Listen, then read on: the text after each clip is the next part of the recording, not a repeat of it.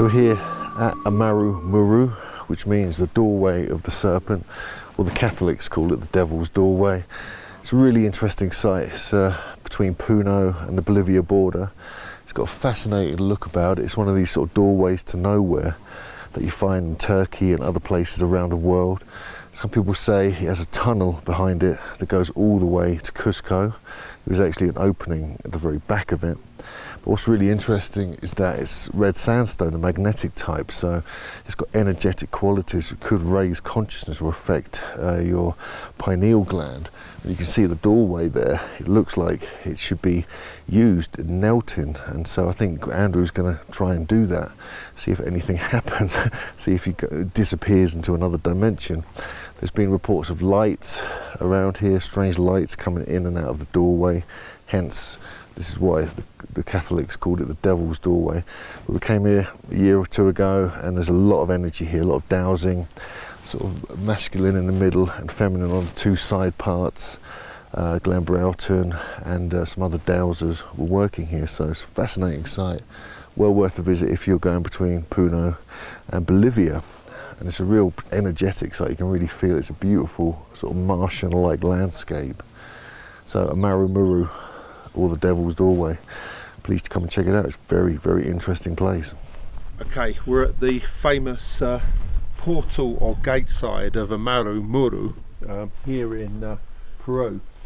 And the first thing I noticed on the approach to this site is that there's a natural archway just on the rocks just above it, just as you come into the zone. And I think that is significant, and it could well be that this gate is like some kind of manufactured representation of that same archway. But when we look at the archway itself, we can see this T shape here, which has been cut into this sandstone rock. You have two like ledges here, which almost certainly you would put your hand down on each one and face actually into the rock, as we were shown by a indigenous Inca shaman. And right in the centre, in the area where the forehead would be, is a small little hole or an indentation, which is the same as the hole in the centre of the Chicana cross, which was said to be the point of entry of cosmic energy or cosmic spirit into the self, or into this middle world.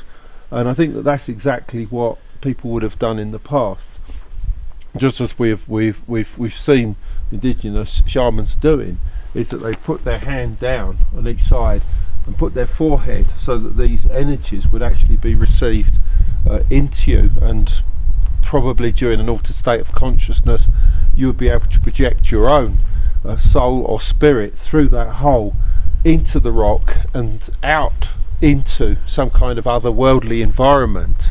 You know, whether it's seen as the underworld or whether it's seen as the sky world, obviously that's a matter of debate. And of course, obviously this has become a very famous site over the last 20-30 years. One of the most famous New Age Peruvian locations that you will see. So obviously now I think what we should do is actually go over there and try this ourselves and see what happens. Right.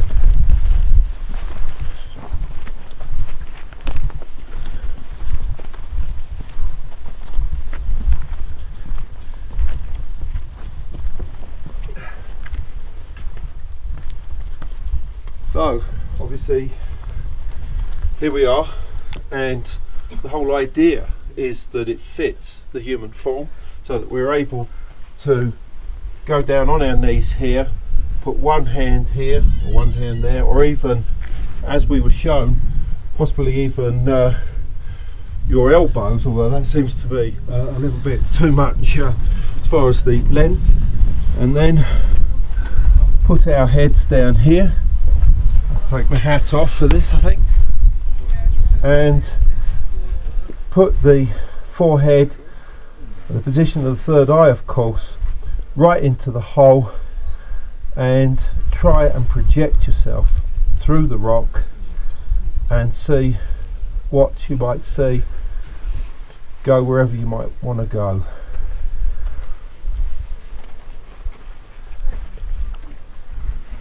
Now clearly, obviously, this is something that I think you would need to do in a more relaxed state of mind, or at the right time of day, maybe even on the right time of year. But the idea is there. Quite clearly that hole is about connecting between this world and the other, allowing the spirit of ourselves to project through that into other environments, other worlds, other existences, and allowing the energy to come through there into our own heads. And this is exactly the role of the hold stones at Gobekli Tepe, which are over 11,000 years old, prominently positioned in the north within the two largest enclosures that have been uncovered so far, C and D, and I think that they represent exactly the same. And here is once again another connection between ancient Peru and the culture of Gobekli Tepe. This is a local gentleman. Gustavo, can you ask him what this is? Preguntan, ¿qué es esto? ¿Por qué es importante? Había sido, pues, antiguamente siempre, había sido, mis abuelos nos contaban, ese que era un pueblo, una iglesia. Okay.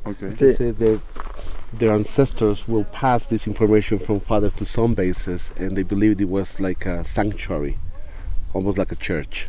And Se ha convertido en piedra. But it turned into a rock. and who made it? ¿Y quién lo ha hecho? Lo haya hecho, así siempre había estado, los incas haya hecho. They think that the Incas might have done it. Uh-huh. But he says that by the legend says that it was a big important sanctuary, but it turned into a rock. Okay. And what about the lights that come in and out at night? Y las luces que se encuentran en la noche, ¿qué es eso? Dice que antiguamente era una iglesia, entonces de esta iglesia dice que salían matrimonios. Esta piedra está convertida como es matrimonio. Okay. Oh, okay. Well, he's saying basically that since it was a church before, they used to celebrate weddings here. And it was all part of the celebration, so they believe that the lights that you see at night is all part of the celebration. It's like the ceremony that's typical on a wedding. Oh, okay. Mm-hmm. En malas noches sabe abrirse esta iglesia porque sabe alumbrar acá. They call the bed night. I'm just translating.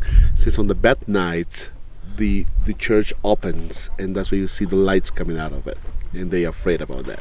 Why do they call it a church? ¿Por qué era una iglesia? Porque una iglesia dice que dice que por malas noches sabe abrirse, dice. Okay.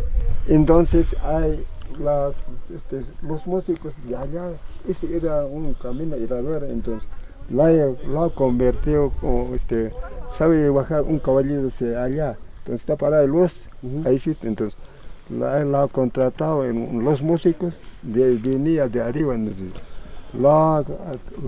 entraba acá. So there's a very strong superstition behind this. They believe during the wedding ceremony, they have the musicians, the local band that was celebrating the wedding, but they were not prepared, or they didn't believe on this. So they crossed the gate, and just after they crossed the gate, the whole door sealed with them in it. So the musicians are still inside? So the musicians still inside. So the musicians turned to stone as such. Yes. That's a very similar tradition in England with Stanton drew stone circles. Very strange. Yeah.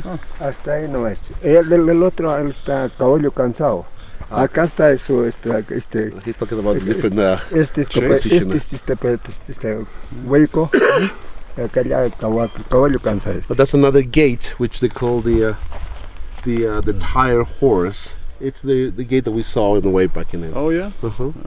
Yes. Okay, muchas gracias. What does he know about the tunnel? Hay otro lado. ¿Hay un túnel o algo acá? Acá atrás está, dice que viene acá hasta, dice que va, algunos dicen que hasta Copacabana. They believe that there's a tunnel that connects the gate all the way to Copacabana. Okay, That's what they. sorry, can you say it again? Okay, ¿qué es el túnel? Es un túnel. Es un túnel, es cosa al otro, el otro está. Aquí atrás no está. They believe there's a tunnel that connects the gate and it goes all the way down to Copacabana. Copacabana is right across, behind the mountains right there. Can you ask him if there's any theories about one going to Cuzco? ¿Hay alguna teoría que tenga que ver con Cusco? ¿Alguna teoría de esto con Cusco? No, no hay ninguna teoría. No. He's not aware of it. Well, actually, Copacabana is more interesting Yes. because it's a shorter distance. It's more plausible, and that's where the Inca were based.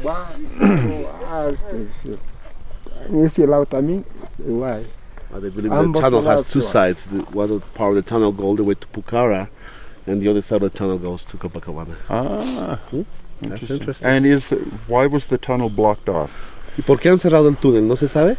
No, ahora está abierto, está oscuro porque parece no, tiene un nido para entrar, oscuro está. People are very afraid, especially after what happened with the musicians. Nobody wants to go even near to that. They believe that we'll get trapped inside it. Yeah. Well, so they actually think that really happened with the magicians. ¿Ustedes creen que realmente eso ha pasado con los músicos? ¿Han desaparecido? Sí, al menos los abuelos nos ha contado. Okay, they said the grandparents told them that, and they knew the musicians, so they just disappeared. And the tunnels are real. Entonces los túneles son reales. Sí. Yeah. Okay, gracias. Gracias, muchas gracias. Gracias. Vaya.